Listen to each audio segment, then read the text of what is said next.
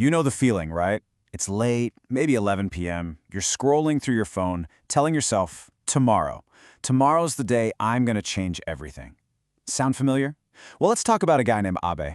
He's just a regular person with some pretty big dreams, but he's completely stuck in that exact same loop, totally overwhelmed by how big of a change he wants to make in his life.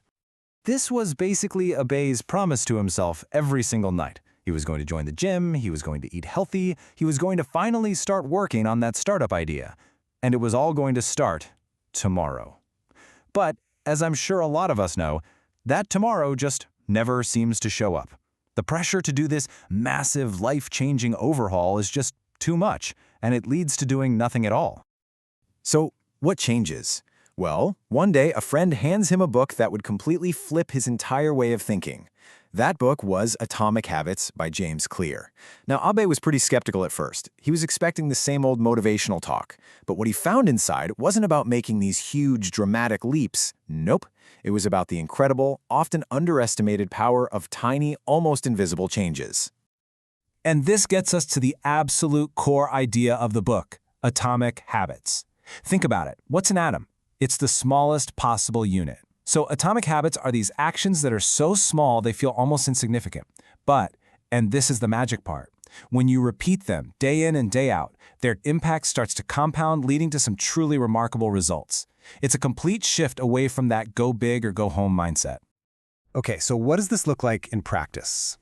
Imagine just trying to get 1% better every single day. 1%. It sounds like nothing, right? Almost trivial. But the math here is just wild. If you improve by just 1% every day, by the end of 1 year, you will be nearly 38 times better than when you started. That's the power of compounding. But instead of applying it to money, you're applying it to your own personal growth.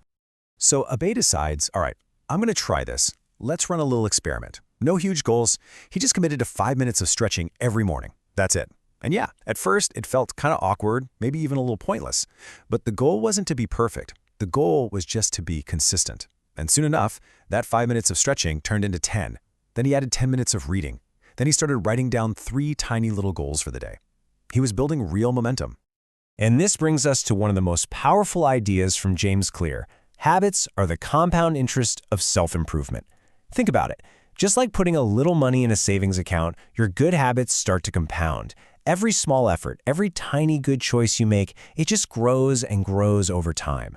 That 10 minutes of reading a day doesn't just add up to more pages read, it compounds into new ideas, new knowledge, and a whole new way of looking at the world. Now, as Abai kept building these small habits, he stumbled upon something much deeper. He realized that true, lasting change isn't actually about the outcomes you want. It's not really about losing the weight or finishing the book. It's about the kind of person you want to become. Just look at the difference here. It's a huge mental shift. An outcome-based goal is something like, I want to finish a book. Okay, great. But what happens after you finish it? The motivation is gone. But an identity-based goal is, I want to become a reader. You see the difference? A reader is who you are. They read consistently. A fit person makes healthy choices because that's just part of their identity. So this became the crucial question Abe started asking himself. Who do I want to become? Instead of focusing on goals, he started focusing on his identity. And every new habit he built was like casting a vote for the type of person he wanted to be. Exercising wasn't a chore to lose weight anymore. It was just what a healthy person does. Reading wasn't a task to get through a book. It's what a learner does. Okay, so shifting your identity sounds great, right? But how do you actually do it? How do you build the habits that prove that new identity to yourself? Well, the book gives you an incredibly practical toolkit for this. It's a really simple 4-step framework you can use to basically engineer your own behavior. And they are cue, craving, response, and reward. Just think of these as the 4 levers you can pull to install good habits and, just as importantly, get rid of the bad ones. The cool thing is, it's not about having more willpower or waiting for motivation to strike. It's about designing a system where doing the right thing is the easiest and most appealing option you have. So here's where it gets super practical. Let's say you want to build a good habit, like journaling. To follow the laws, Abai made the cue obvious by leaving his journal right on his desk. He made it attractive by buying a really nice pen he liked using. He made it easy by just committing to writing 3 lines a day. And he made it satisfying by putting a little star on his calendar every time he did it. Now, to break his bad social media habit, he did the exact opposite. He made the queue invisible by moving the apps off his home screen, and he made the response difficult by putting a timer lock on them. And with this simple framework, Abe's whole approach just flipped. He was no longer trying to force himself to change through sheer willpower or waiting around for inspiration to strike. He was simply living inside a system that he had designed for himself, a system that gently nudged him towards progress every single day. And that leads to this ultimate realization. Success isn't a goal you chase, it's a system you live. He stopped stressing about the massive goal of building a startup. Instead, he just focused on his daily system. Do 1 hour of research, send 1 outreach email, spend 10 minutes planning.